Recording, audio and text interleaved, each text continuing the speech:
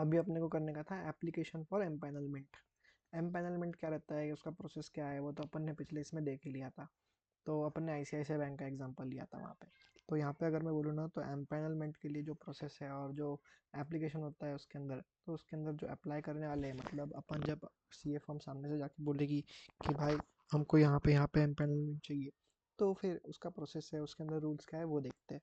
तो भाई सबसे पहले मैं अगर तुमको बोल दूँ, तो एम्पैनलमेंट के इसमें अपने को यहाँ पे है कि भाई जो भी टेंडर है, तो उसमें वर्क जो है उसको दो पार्ट में डिवाइड करेंगे अपन।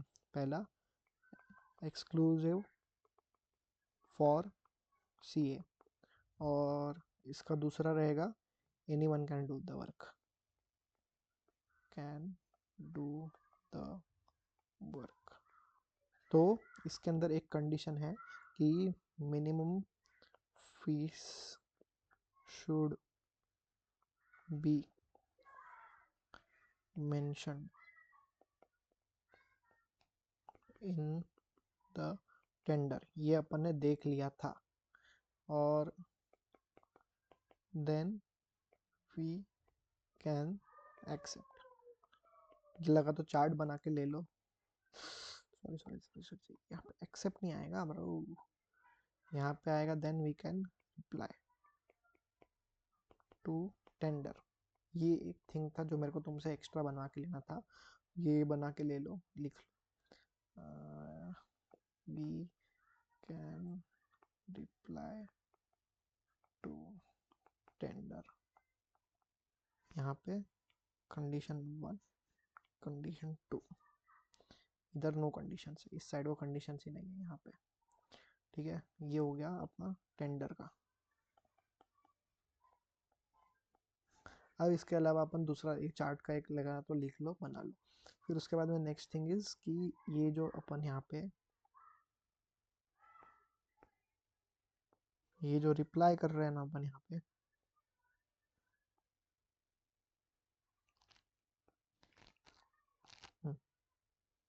ये जो अपन यहाँ पे रिप्लाई कर रहे हैं, ये रिप्लाई के रिगार्डिंग भी रूल्स बोले हैं। तो उसमें बोला है कि it should be known to us. ठीक है, दूसरे इज रिगार्डिंग फीस। तो अगर मैं तुमको बताऊँ इजी इजी में, तो यहाँ पे इनका ऐसा बोलना है कि जो अलॉटमेंट होता है उसके लिए पैनल्स बनते हैं जब अपन टेंडर को रिप्लाई करते हैं। तो ऐसे बहुत सारे इंस्टीट्यूशंस बनाते हैं। तो the existence of such panel is in the knowledge of CA, then he can request organise to place his name in the panel. Means he should know about कि भाई ऐसा पैनल बनता है इस कंपनी में। तो इसके लिए क्वेश्चन क्या है कि भाई तू ऐसा नहीं बोल सकता कि when ever the panel is formed include my name. मतलब एक बंदे ने क्या किया, जीएसटी काउंसिल को लेटर लिख दिया एम्पैनलमेंट सीख करने के लिए, और जिसमें उसने बोला कि when ever the panel is formed तब मेरा नाम तुम उसके अंदर डाल देना। तो ये नहीं कर सकते, this is wrong, this is prohibited. ऐसा तो तुमको पता ही नहीं है, नॉलेज नहीं है, तो तुम नहीं डाल सकते। दूसरा केस इज कि letter for inquiring whether a panel is being maintained, ये भी गलत है ना। मतलब ये तुम सिर्फ ऐसा लेटर में लिख के दो कि भाई मेरे को बस इतना बता तेरे इधर पैनल होता है कि नहीं होता है, तो अलग चीज। बट उसके आगे एंड दे दिया इन्होंने, और उसके अंदर उन्होंने क्या बोला कि if such ad his firm's name, तो वो गिल्टी हो गया वापस। तो भाई दोनों केस में अपने को समझ में आ रहा है कि अपने पैनल में उनके अपने इधर, मतलब अपने को पता नहीं है कि उनके यहाँ पे एग्जैक्टली पैनल होता है या नहीं होता है। तो अपने को नॉलेज नहीं है वहाँ पे पैनल के बारे में, और अपने को नॉलेज नहीं है इसीलिए वी कैन नॉट रिक्वेस्ट कि हमारा नाम उसमें डाल दो। ठीक है, ये दो क्वेश्चन हो गए। फिर थर्ड लाइन है, थर्ड लाइन में उनका ऐसा बोलना है कि भाई however he is prohibited to make roving inquiries. अभी यहाँ पे वर्ड यूज किया है रोविंग, रोविंग इंक्वायरीज मतलब बार बार जाके बोलना।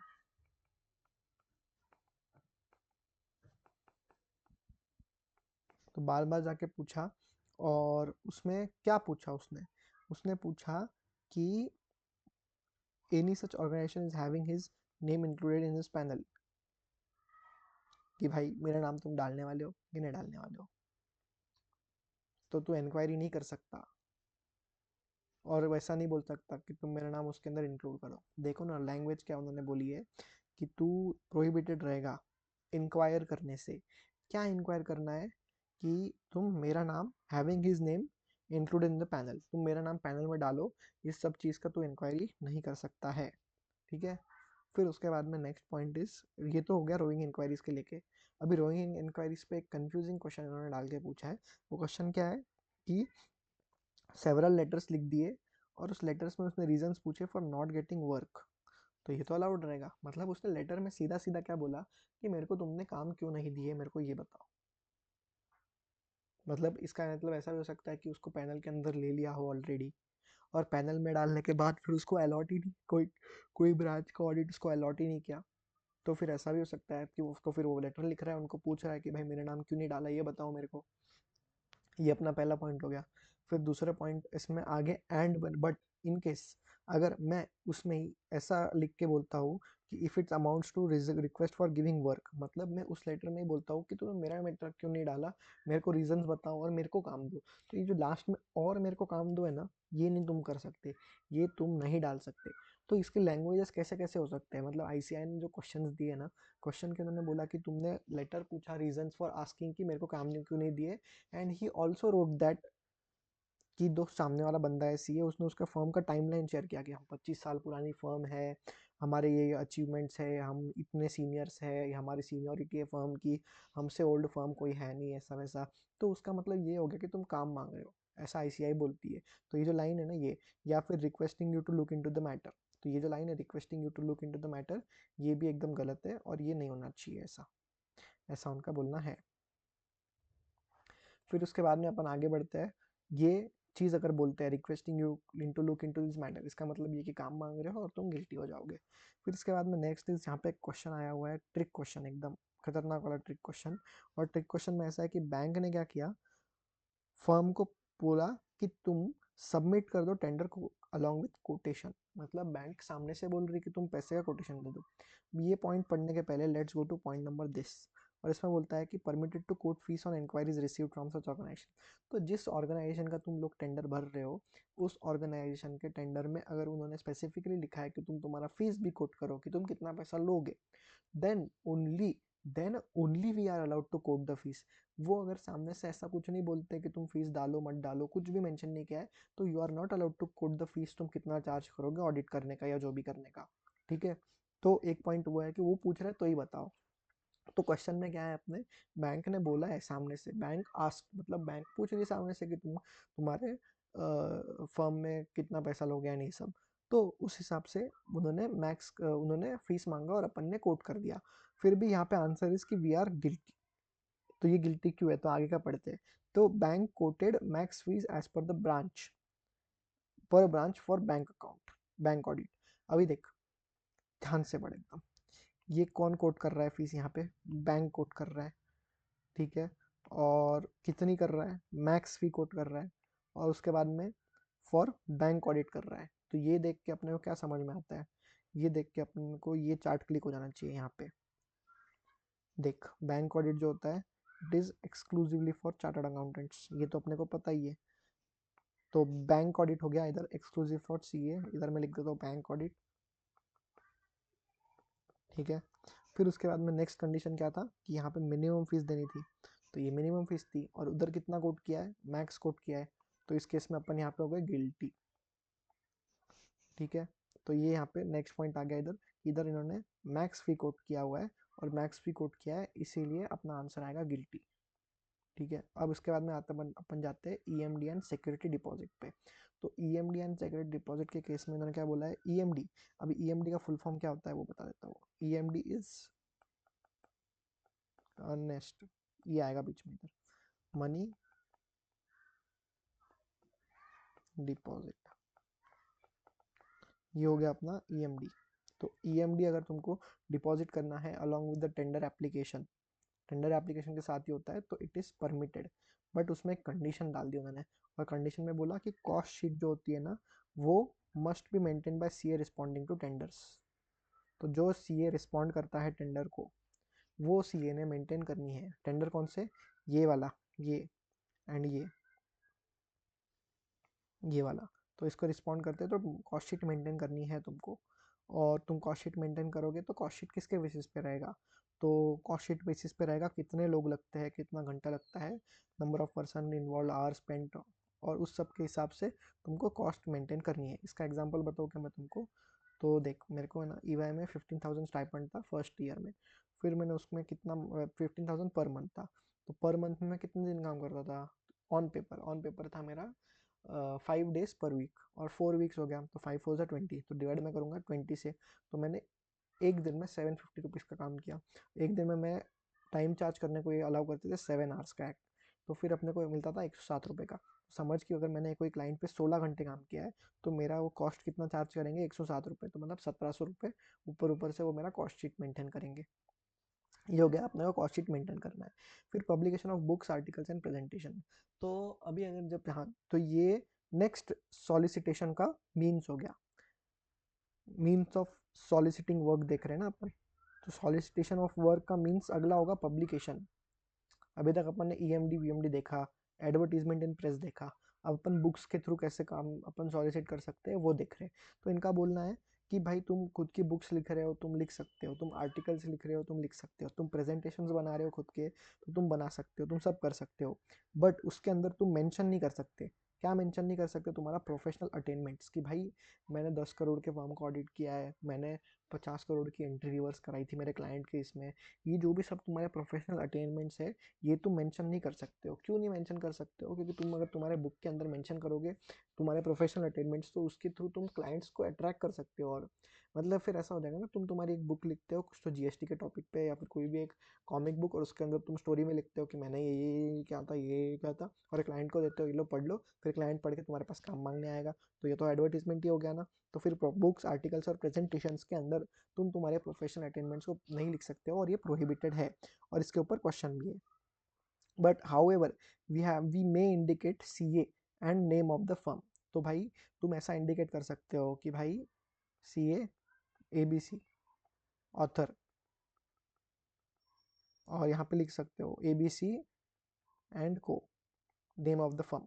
बस इतना लिख सकते हो। अब इसके बाद में नेक्स्ट क्वेश्चन आ गया, पर्सनल डिटेल्स जो होते हैं।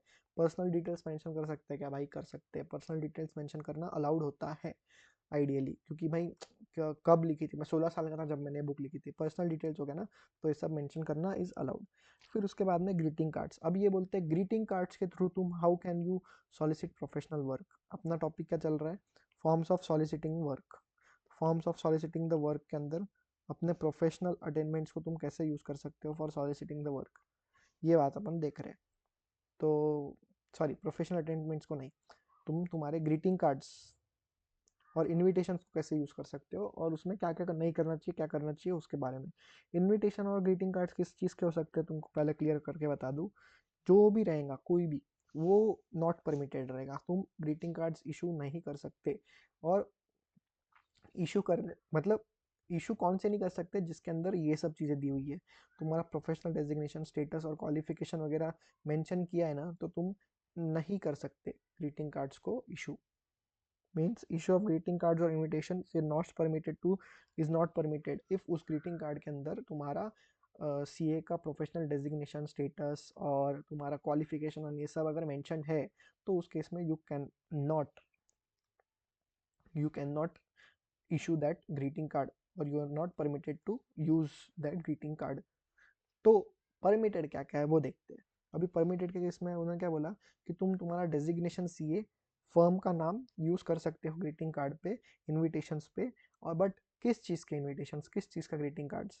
तो उन्होंने स्पेसिफिकली बोला है marriage, religious ceremony, inauguration of his office, या फिर चेंज इन प्रीमाइसेस, कॉन्टैक्ट, ये सारे जब चीज़ के जो ग्रीटिंग कार्ड्स और इन्विटेशंस है, मतलब तुम्हारा ऑफिस का एड्रेस चेंज होता है, तुम नवा ऑफिस खोलते हो, या फिर तुम्हारा शादी होता है, या तुम्हारे घर पे कोई मुंजा विंजा होता है, मतलब रिलीजियस सेरेमनी वगैरह ऐसा कुछ हो रहा है, तो उस केस में तुम तुम्हारे ग्रीटिंग कार्ड के ऊपर CA Aryan Mundra, CA XYZ, या फिर XYZ कंपनी, DMKH एंड को, कीर्तने पंडित, हुंडीवाला, RB शर्मा, ये सब फर्म के नाम जहाँ पे भी तुम काम करते हो या तुम्हारी फर्म है, तो ये सब तुम डेजिग्नेशन दे सकते हो।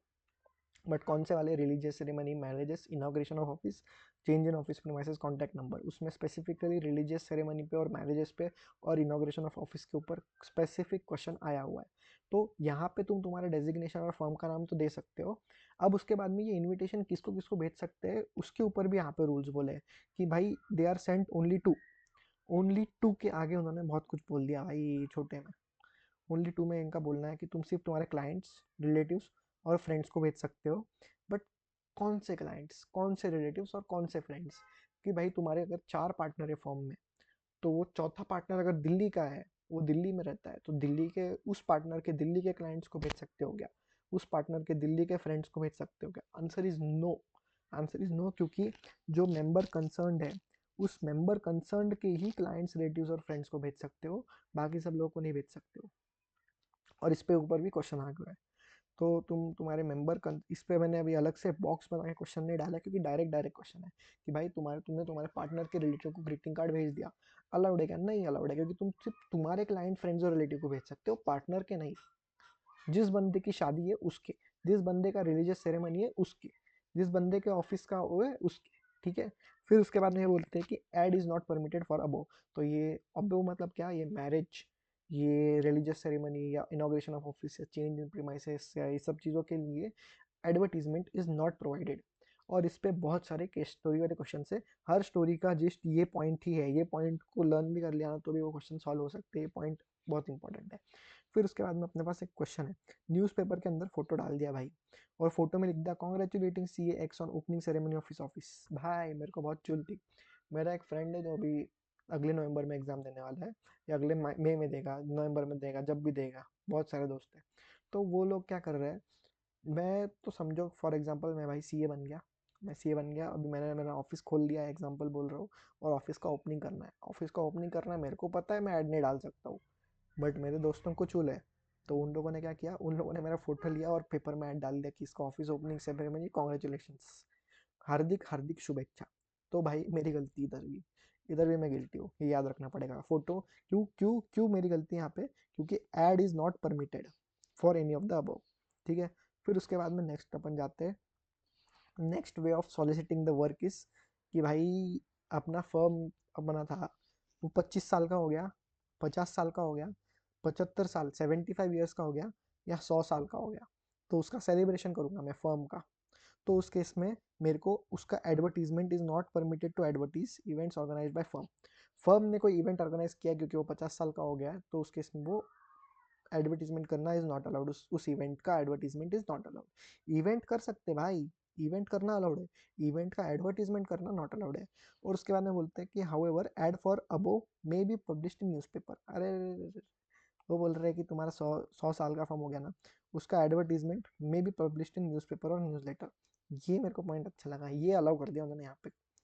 तो ये एडवर्टीजमेंट का अलाउ कर दिया। तो फिर अपन ने अभी तक क्या क्या देख लिया भाई, अपन ने कोचिंग वोचिंग का भी देख लिया। सबसे पहले होर्डिंग पोस्टर बैनर नहीं लगा सकते, बट तुम तुम्हारा सब्जेक्ट कौन सा सिखाते हो, contact details, name of the coaching institute, ये सब तुम तुम्हारे इंस्टीट्यूट के बाहर जो साइन बोर्ड लगता है, इंस्टीट्यूट कौन सा, कोचिंग इंस्टीट्यूट, आईसीआई नहीं है, कोचिंग इंस्टीट्यूट के साइन बोर्ड के वहाँ पे लगा सकते हो, और उस साइन बोर्ड के ऊपर भी बहुत सारे गाइडलाइंस लगते हैं। फिर प्रेस में एडवर्टीजमेंट करना है, तो उन्होंने पहला पॉइंट में बोल दिया कि not permitted to circulate letters to possible client. Possible client को लेटर्स नहीं लिख सकते, पॉसिबल क्लाइंट को लेटर नहीं लिख सकते। उसके अलावा बोलते हैं कि प्रीवियस एम्प्लॉयर के क्लाइंट भी तुम खींच के नहीं ला सकते। फिर उसमें एक्सेप्शंस क्या बोल दिया कि दूसरे सीएआईपी से काम मांग सकते हो।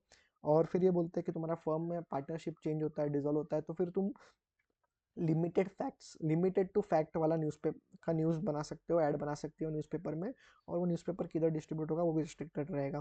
फिर वो बोलते हैं कि CAIP is permitted to issue classified ad in journals of newspaper. अभी देख, वो जर्नल जो है आईसीआई का, उसके अंदर अपने को ऐड डालने का डाल सकते हैं, क्लासिफाइड ऐड डाल सकते हैं, बट किस चीज़ के लिए डाल सकते हैं, काम कौन सा रहेगा, अकाउंटेंसी नेचर का रहेगा, और उसमें अपने को पार्टनरशिप सीख कर रहे हैं अपन।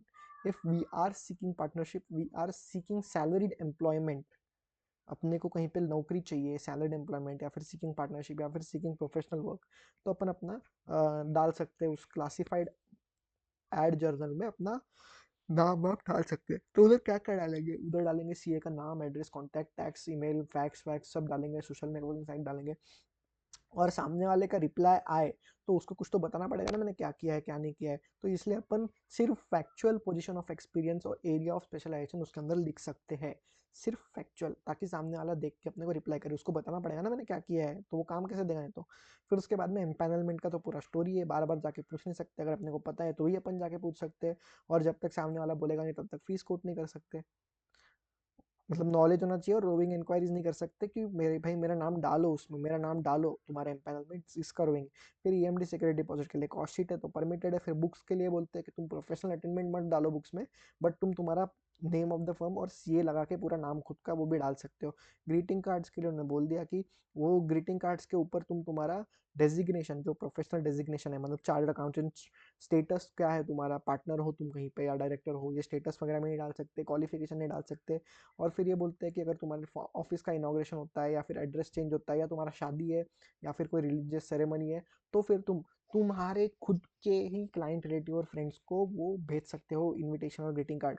पार्टनर के इसको नहीं भेज सकते, और उसमें ऐड भी नहीं कर सकते, मतलब सामने वाले दोस्त ने अपना फोटो डाल दिया की हार्दिक हार्दिक शुभेच्छा, फोटो ऑफिस उघडलं तुम्ही खूप चांगलं, तो उसमें अपन गिल्टी हो जाएंगे वापस। फिर उसके बाद में फर्म 25 साल की हो गई, 50 साल की हो गई, 100 साल की हो गई, 75-75 ईयर्स की हो गई, तो उसके इसमें सेलिब्रेशन है तो उसमें न्यूज़पेपर में ऐड और न्यूज़लेटर में ऐड डाल सकते हैं, बट वो सेलिब्रेशन के लिए अपने फर्म ने कोई इवेंट ऑर्गेनाइज किया है, उस इवेंट का ऐड तुम नहीं डाल सकते, बट इवेंट ऑर्गेनाइज कर सकते। ठीक है, ये अभी तक का रिवीजन। फिर उसके बाद में sponsoring activities, sponsoring an event. अभी तुमको स्पॉन्सर का स्टोरी समझा देता हूँ क्योंकि काफ़ी सारे लोगों को पता नहीं होता है क्या होता है स्पॉन्सरिंग। तो भाई स्पॉन्सरिंग के इसमें अपना स्टोरी ऐसा है कि समझो एक फर्म है ABC एंड कंपनी, और इधर है BCCI, और यहाँ पे हो रहा है IPL।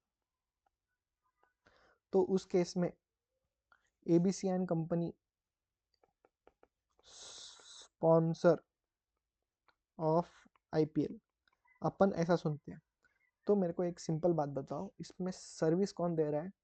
ABC कंपनी दे रहा है कि IPL दे रहा है? थोड़ा GST के एंगल से सप्लायर कौन है, रेसिपिएंट कौन है? अगर मैं क्लैरिटी के लिए बता दूं, तुमको अगर पता नहीं होगा तो here supplier is BCCI and यहाँ पे recipient is ABC and company, क्योंकि BCCI gives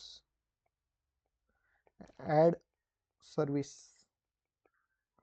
to ABC and ABC makes payment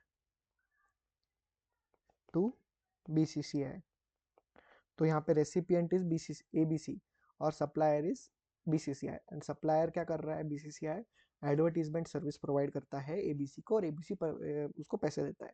तो ABC and company, if it is a CA firm, then it can not sponsor. क्यों? अभी समझा क्यों नहीं कर सकते स्पॉन्सर? क्योंकि यहाँ पे ये हो गया, BCCI आपको एडवर्टीजमेंट सर्विस दे रहा है, तुम्हारा बैनर लगेगा फर्म का पूरे IPL के उधर ऐसा चमकी चमकी में, तो वो बैनर लगेगा, वो सब तो एडवर्टीजमेंट हो गया, तो वो सॉलिसिट हो गया, वर्क कर लिया तुमने। और CA तो सॉलिसिट कर ही नहीं सकता है वर्क, तो सॉलिसिट कर नहीं सकता है तो एडवर्टीजमेंट हो गया, तो एडवर्टीजमेंट अलाउड नहीं है तो स्पॉन्सरशिप भी अलाउड नहीं है। हाँ, अपन बोलने के लिए क्या बोलते हैं, ABC is the sponsor of IPL, but नहीं, एक्चुअल में BCCI is the supplier giving advertisement service, and ABC sponsor, मतलब ABC तो पेमेंट कर रहा है एडवर्टीजमेंट के लिए, तो वैसा चीज़ हो गया, ऐसा होता है स्पॉन्सरशिप। तो इन्होंने स्पेसिफिकली क्या बोला है कि CA firm is not permitted to sponsor, not permitted, clearly यहाँ पे लिख के बोल दिया उन्होंने कि तू परमिटेड तो नहीं हो स्पॉन्सर करने के लिए। बट फिर आगे क्या बोलते हैं, परमिटेड है कुछ कुछ इवेंट के लिए, अगर वो event is conducted by ICI, मतलब by programme organising unit of ICI having prior approval. उसमें भी ICI का इवेंट है, फिर भी प्रायर अप्रूवल चाहिए स्पॉन्सर करने के लिए, और किसका prior? Continuing professional education directorate. क्या हो गया ये? Continuing professional educational directorate, CPED का। तो इसका अप्रूवल रहेगा तो ही तुम MCQ में भी मार सकते हैं, इतना मेरे को लगता नहीं, क्या पता, अभी देख लो, याद कर लो। तो सीपीईडी का तुमको प्रायर अप्रूवल चाहिए, और आईसीआई के इवेंट के लिए क्यों, कौन सा programme organising unit of ICI का, और उसमें भी तुम परमिशन लेके आओ तो ही तुमको परमिट करेंगे। फिर उसके बाद ये बोलते हैं कि सीए जो स्पॉन्सर करते हैं सीएसआर एक्टिविटीज़, सीए खुद अगर सीएसआर एक्टिविटी को स्पॉन्सर कर रहे हैं, may mention their individual name with prefix CA, however firm name और logo CA is not permitted, क्योंकि भाई तुमने कुछ भला काम किया सोसाइटी में और वहाँ पे तुम तुम्हारे फर्म का नाम लिख के आ गए, तो फिर वो तो एडवर्टीजमेंट ही हो गया ना, खुला खुला फर्म का नाम लिख के आ गया, तो मैं भी देख के जाऊंगा इतनी अच्छी फर्म है, इतना अच्छा काम कर रही है, तो मैं तो जाऊंगा क्लाइंट मेरा काम लेके उसके पास, तो वो तो क्लाइंट सीख करने को चले गए। तो इसलिए वो बोलते हैं कि फर्म का नाम, सीए का लोगो, सीए का लोगो, सीए इज इंटीग्रिटी वाला profession, objectivity, integrity, fundamental principles, तुम्हारा क्वालिटी रहना चाहिए भाई। वो क्लॉज नंबर 5 में अपन ने क्या लाइन पढ़ी थी कि खुद के दम पे होना चाहिए भाई कुछ तो भी, a man must stand erect and not be kept erect by others, तुमने खुद के दम पे करना चाहिए और एजेंसी वेजेंसी नहीं करना चाहिए, ऐसा बोला था ना। तो फिर वो तुम ऐसे समाज सेवा करनी है तो खुद का नाम सीए का ये लोगो क्वालिटी हैम्पर मत करो। वो बोलते तुमने अच्छा काम किया ठीक है करो, बट फिर भी सीए का लोगो मेंशन मत करो, फर्म का नाम मेंशन मत करो। You can only use prefix CA, मतलब मैं उधर क्या लिख सकता हूँ, सीए एबीसी, बस इतना लिख सकता हूँ और कुछ नहीं कर सकता हूँ सीएसआर वाले इसमें। फिर उसके ये हो गया सीएसआर वाला और स्पॉन्सर वाला। फिर और क्या है, means of sponsoring, means of soliciting advertisement, means of soliciting client, और क्या है, तो और होता है sharing firm profile with prospective client, तो भाई वो परमिटेड नहीं होता है अनलेस सामने से क्लाइंट ने स्पेसिफिकली इंक्वायरी किया है तो। फिर उसके बाद में मूवी क्रेडिट्स की बात करते हैं। मूवी क्रेडिट्स में उन्होंने क्या बोला है, जब पिक्चर खत्म होती है तो लास्ट में वैसा लाइन लाइन लाइन लाइन चलते हैं ना नीचे, तो उसमें वो लोग बोलते हैं कि जो एग्जीबिशन ऑफ नेम है ना, तो नेम जो है सीए का या उसके फर्म का, it is not made differently as compare to other, मतलब ऐसा नहीं चाहिए अभी सबका फॉन्ट कुछ तो भी 7 या 8 के फॉन्ट में सबका नाम चलता है, तो ऐसा नहीं होना चाहिए कि सीए का एक पूरा पेज भर के एक प्रॉपर स्लाइड आता है, सीए का नाम आता है पूरा एकदम बोल्ड में, नहीं, वो दूसरों का जैसा नाम लिखा हुआ है वैसे ही तुम्हारा नाम भी लिखा हुआ रहना चाहिए, तो ही तुम्हारा वो चलेगा, नहीं तो नहीं चलेगा। ठीक है। फिर उसके बाद में नेक्स्ट इज कि soliciting professional work by making roving inquiries, भाई ये रोविंग इंक्वायरीज कहाँ पे, दूसरे बार अपन देख रहे हैं कि अगर तुम रोविंग इंक्वायरीज कर रहे हो तो it is not permitted to address letters emails और circular specifically to persons who are likely to require services of CA, मतलब तुमको पता है सामने वाले का टर्नओवर शायद, अभी देख तुमको पता है तुम मेडिकल पे गए, मेडिकल पे जाके तुमने एक बंदे को पूछ लिया कि तुम्हारा टर्नओवर कितना है, तो तुमने टर्नओवर पूछ लिया, वो बोल दिया 19,70,000 रुपये, और तुमने उसके पास जाके 40,000 की मेडिसिन खरीद ली, तो टर्नओवर तो 20 लाख के ऊपर चला गया, टर्नओवर 20 लाख के ऊपर चला गया। फॉर एग्जांपल अज्यूम करते हैं अभी के लिए कि he deals in services and goods both, तो उसको टर्नओवर का लिमिट जीएसटी का लग जाएगा 20 लाख का, तो अब उसको जीएसटी में रजिस्टर करना है, तो अब तुमको पता है उसको सीए की जरूरत पड़ने वाली है, अब तुम उसको जाके लेटर लिखते हो कि हमारा सीए का फर्म है, अभी आ जाओ हमारे पास, तो ये चलेगा क्या, रोइंग इंक्वायरीज चलेगा क्या, नहीं भाई ये नहीं चलेगा, तो डायरेक्ट एडवर्टीजमेंट कर रहे हो तुम लोग, तो ये नॉट परमिटेड है, ये मैंने एग्जांपल के साथ बता दिया। फिर उसके बाद में नेक्स्ट थिंग इसकी scope of auditors representation under section 144 of companies act. अभी देख ऑडिटर जब छोड़ के जाता है ना, जब उसको निकाल देते हैं या जब छोड़ के जाता है, तो उस केस में वहाँ पे वो उसका खुद का एक रिप्रेजेंटेशन एजीएम में सुनाता है, याद होगा तो, नहीं होगा तो अभी सुन लो, ऐसा ही होता है, वो छोड़ के जाता है, तो जो लास्ट वाली उसकी मीटिंग होती है जनरल मीटिंग एजीएम एजीएम जो भी, उसके अंदर उसको उसका रिप्रेजेंटेशन पढ़ के सुनाना पड़ता है कि क्या हुआ क्या नहीं हुआ, तो उस रिप्रेजेंटेशन में वो क्या लिख सकता है और क्या नहीं लिख सकता है उसको लेके भी यहाँ पे रूल्स है, तो क्या स्कोप है उसका, मतलब स्कोप बताया कि क्या लिख सकता है क्या नहीं लिख सकता है, तो यहाँ पे क्लियरली बोलते हैं कि तू जो लिख रहा है ना, उसका वर्डिंग जो है उस रिप्रेजेंटेशन का should be such that apart from the opportunity not being abused to secure needless publicity। देख उनका बोलना है कि भाई सीए को जो छोड़ के जा रहा है ना ऑडिटर, उसको अपॉर्चुनिटी मिला है एक खुद को एक्सप्रेस करने का, ऐसा उन्होंने बोला, तो वो अपॉर्चुनिटी को तूने अब्यूज नहीं करना है, तूने मतलब किसने, वो ऑडिटर ने अब्यूज नहीं करना है, किसके लिए अब्यूज नहीं करना है, फॉर सिक्योरिंग नीडलेस पब्लिसिटी, वो जो लेटर तू लिख रहा है, मतलब तेरा रिप्रेजेंटेशन सुना रहा है ना मीटिंग में, उस रिप्रेजेंटेशन को तू एज अ अपॉर्चुनिटी बोल के यूज मत कर, तेरा पब्लिसिटी करने के लिए, उस अपॉर्चुनिटी को अब्यूज मत कर, ऐसा उनका बोलना है, पब्लिसिटी मत कर तेरी। एंड उसमें और एक बोलते हैं कि it does not amount to soliciting for continuance auditor, मतलब वो जो रिप्रेजेंटेशन तू दे रहा है उस रिप्रेजेंटेशन के अंदर तूने सामने से होके ऐसा बोलना चाहिए कि प्लीज़ मेरे को रख दो यार, प्लीज़ मेरे को अगले कंटिन्यू मतलब अगले टर्म के लिए मेरे को एज ऑडिटर कंटिन्यू कर लो, मेरे को रख लो, ये तूने सॉलिसिट नहीं करना है, क्योंकि अपन क्या देख रहे हैं, forms of soliciting, forms of soliciting देख रहे हैं, तो वो भी हो सकता है ना कि उस जो जब छोड़ के जा रहा है तब रिप्रेजेंटेशन देता है तो उसके अंदर भी वो काम मांग सकता है, तो उधर से भी आईसीए ने बोला कि it does not amount to soliciting, तो जो लेटर लिखता है ना wording, should not amount to soliciting for his continuance, ठीक है, और वो पब्लिसिटी नहीं होनी चाहिए उसके अंदर। फिर उसके बाद में लेटर में, ठीक है, ये सब नहीं होना चाहिए। अब क्या होना चाहिए लेटर में? तो क्या होना चाहिए लेटर में, उसके लिए बोलते हैं कि letter should merely set out in dignified manner how he has been acting independently and consistently, conscientiously मतलब दोनों को पता होना चाहिए, मतलब दोनों के सहयोग के साथ, मतलब दोनों के कंसेंट के साथ में। दोनों के कंसेंट के साथ में, दोनों के कंसेंट के साथ में, दोनों के कंसेंट के साथ में, मतलब इंडिपेंडेंटली एंड कॉन्शियसली वो कैसे काम किया पिछले 5 साल में वो बता सकता है। एंड ही जस्ट कैन, भाई मतलब हाँ भी और ना भी, हाँ भी और ना भी, मतलब क्या, he can indicate his willingness to continue as an auditor. मतलब वो वैसे लिखता है कि अगर आप मेरे को अपॉइंट करेंगे तो I am ready to join, ऐसा लिख सकता है। ऐसा नहीं लिख सकता है कि प्लीज मेरे को रख लो, नहीं, इफ तुमको चल रहा है तो मेरे को भी चलता है। Just indicate willingness to continue as auditor.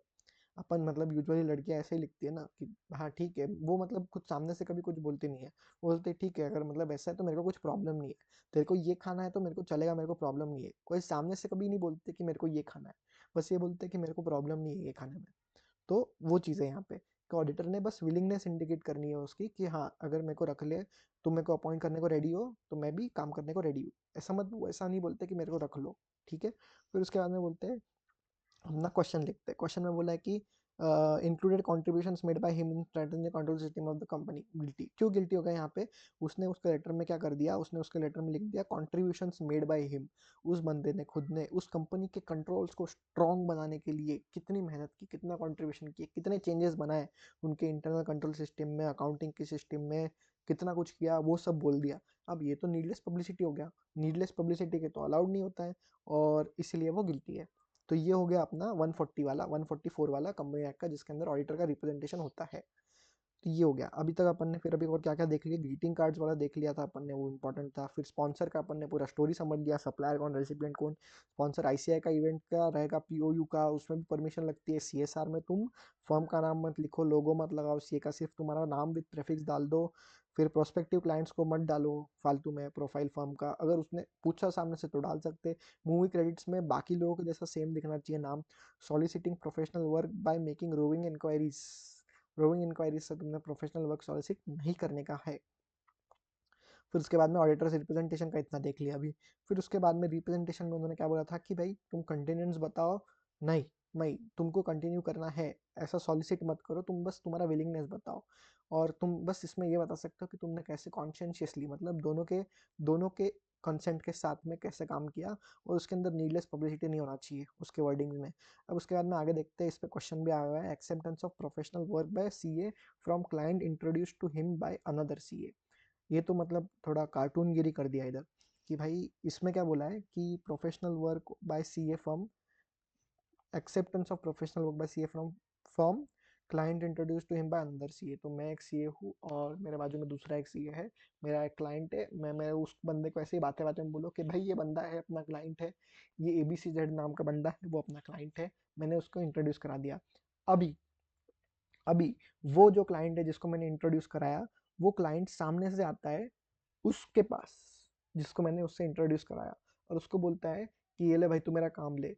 तो उस सीए का रिस्पॉन्सिबिलिटी है कि वो उस क्लाइंट को मना करे और बोले कि मेरे पास जाओ और मेरे थ्रू आ। समझा गया, समझा गया क्या? फिर मैं तेरे को स्टोरी में चार्ट लेके बताता हूँ, ये देख कि भाई अपना है CA1, CA2 क्लाइंट, तो यहाँ पे काम चल रहा है ऑलरेडी। तो CA1 ने इस क्लाइंट को CA2 से इंट्रोड्यूस कराया। फिर क्लाइंट क्या किया, CA2 के पास गया, बोला कि सस्ते में करके दे,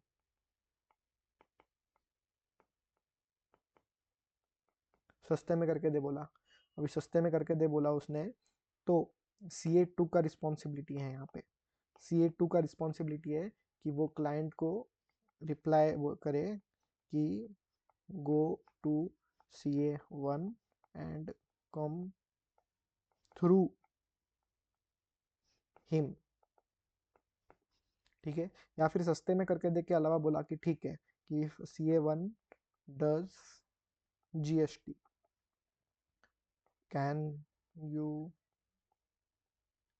डू dt, तो फिर वापस इसने भी सेम रिप्लाई करना चाहिए कि भाई तू CA1 के पास जा और उसके थ्रू मेरे पास आ, ऐसा। वो ऐसे क्लाइंट हड़प नहीं सकता CA2 उसके, ऐसा पॉइंट है वो। तो ये एक चीज़ हो गया अपना। तो ऐसा बोला है उसके अंदर कि भाई if the client comes to him directly, him मतलब कौन है यहाँ पे, CA2 है, he should ask the client that it should come through other CA1 dealing generally with him in his original work, ठीक है। और इस पर क्वेश्चन, एक क्वेश्चन आया हुआ है केस स्टडी वाला छोटू सा। अब उसके बाद में next point is giving public interviews. Public interviews में भी तुम काम सॉलिसिट कर सकते हो, तो ICI ने उधर भी बना दिया। बस इतना ही बाकी अपने सॉलिसिट करने के मेथड्स, तो वो होने के बाद हो जाएगा काफ़ी सारा क्लियर। बस ये क्लॉज 6 और क्लॉज 7 ही है, उसके बाद में छोटे मोटे ये सब। तो पब्लिक इंटरव्यूज दे रहे हैं, पब्लिक में इंटरव्यू, तो we have to ensure that such interview are not highlighting their professional attainments. तो प्रोफेशनल अटेनमेंट्स को हाईलाइट नहीं करना है अपने पब्लिक इंटरव्यूज में, ठीक है। और any detail must be given only as a response to specific question and of factual nature only. तो भाई तुमको किसी ने क्वेश्चन पूछा तो ही तुम ज्ञान दो, डिटेल्स दो, तुम्हारे प्रोफेशनल अटेनमेंट्स के बारे में, तुम्हारे क्लाइंट्स के बारे में, तुम्हारे एक्सपीरियंस के बारे में, तुम्हारे नॉलेज के बारे में। तुम तभी ज्ञान दो जब सामने से आता है। और उस ज्ञान में भी बढ़ा चढ़ा के कुछ मत बोलो, सिर्फ फैक्चुअल चीज़ें बोलनी है तुमको, फैक्चुअल नेचर की। और ये कहाँ पे हो रहा है सब कुछ, सब कुछ हो रहा है पब्लिक इंटरव्यूज़ के अंदर, ठीक है। अब उसके बाद में नेक्स्ट पॉइंट अपना आता है बॉक्स नंबर्स इन न्यूज़पेपर। तो ये पुराने ज़माने में होता था, न्यूज़पेपर में बॉक्स नंबर होते थे, उसके अंदर एडवर्टीजमेंट होती थी, वो तो उन्होंने अब प्रोहिबिट कर दी पूरी सी। इंटरव्यू में उन्होंने क्या बोला, ज्ञान के बारे में बोला, ज्ञान फैक्चुअल नेचर का रहेगा और रिस्पॉन्स टू स्पेसिफिक क्वेश्चन ही रहेगा। जो भी तुम आंसर कर रहे हो, नॉलेज वॉलेज जो भी, सब रिस्पॉन्स टू क्वेश्चन दो, क्योंकि तुम इंटरव्यू में हो, तुम भाषण में नहीं बैठे हो, ठीक है। फिर उसके बाद में एजुकेशनल वीडियोस अभी जो मैं बना रहा हूँ, तो ऐसे इसको अभी क्या ही बोलूँ मैं, तो छोटे मोटे स्केल पे लोग बहुत पहुँच चुके हैं।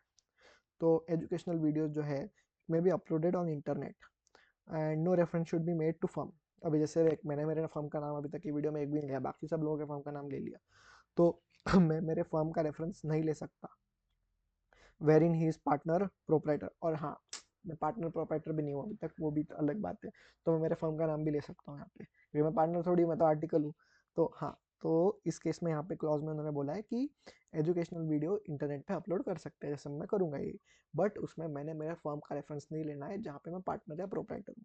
तो उस केस में मैं ना मैं पार्टनर हूँ ना मैं प्रोपराइटर हूँ, तो मैं मेरे फर्म का रेफरेंस यहाँ पे नहीं ले सकता हूँ। और इस also it should not contain contact details और वेबसाइट डिटेल्स। तो भाई मैंने मेरा नंबर नहीं दिया तुमको अभी तक की वीडियो में, और ना वेबसाइट डिटेल्स दिए है मैंने मेरे, तो तुम वो भी मेंशन नहीं कर सकते, तुम्हारा नंबर और कॉन्टैक्ट डिटेल्स वो भी नहीं कर सकते। अब उसके बाद में क्वेश्चन क्वेश्चन क्वेश्चन, अभी ये सारे क्वेश्चन है, उसके बाद में वेबसाइट गाइडलाइंस है, और फिर क्लास 7 चालू हो जाएगा डायरेक्ट यहाँ पे। तो पहले क्वेश्चन देख लेते हैं इस चीज़ पे क्या है।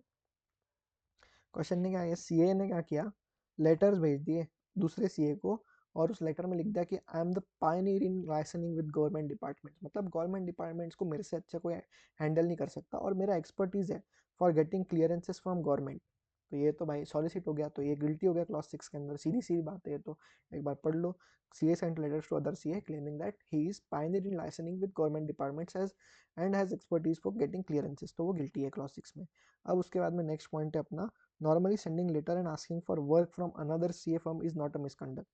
क्या, sending letter and asking for work from another firm is not a misconduct, क्योंकि दूसरे दूसरे फर्म से काम मांगना पड़, but it should not be misused as in above. As in above का मतलब क्या, अपन ऊपर वाली चीज की बात कर रहे हैं। ये यहाँ पे ये जो बोला है ना, ये उसने लेटर CA को ही लिखा दूसरे, वो अलाउड है। बट उसने ये क्या डाल दिया कि मेरा एक्सपर्टीज है गवर्नमेंट डिपार्टमेंट में, I am pioneer in licensing with government department, ये तुम नहीं कर सकते, तो it should not be misused as in above. फिर उसके बाद में बोलते हैं sending letters to is principally covered in clause 6। Sending letters is principally covered in clause 6, क्योंकि तुम वो सॉलिसिट वाला क्लॉज है अपना क्लॉज 6, तो क्लॉज 6 में तुम ये कवर होता है ना सॉलिसिट करना वगैरह। एंड इसके लिए परमिशंस भी तुम कहाँ पे लेटर लिख सकते हो, कहाँ पे नहीं, एम्पैनलमेंट वगैरह उसके परमिशन भी क्लॉज 6 में दी है। So even if professional attainments are highlighted which are covered in clause 7, अपन क्लॉज 7 में पढ़ेंगे एडवर्टीजमेंट को लेके, प्रोफेशनल अटेनमेंट्स को लेके। एडवर्टीजमेंट खुद का वही होगा ना प्रोफेशनल, वो क्लॉज 7 में आएगा एडवर्टीजमेंट का लेके। तो भी कोर्ट हैज अप्लाइड क्लॉज 7, ठीक है। यहाँ पे 6 आना चाहिए। कोर्ट हैज अप्लाइड क्रॉस 6, ठीक है, 7 नहीं आना चाहिए। यहाँ पे कोर्ट ने क्रॉस 6 अप्लाई किया हुआ है।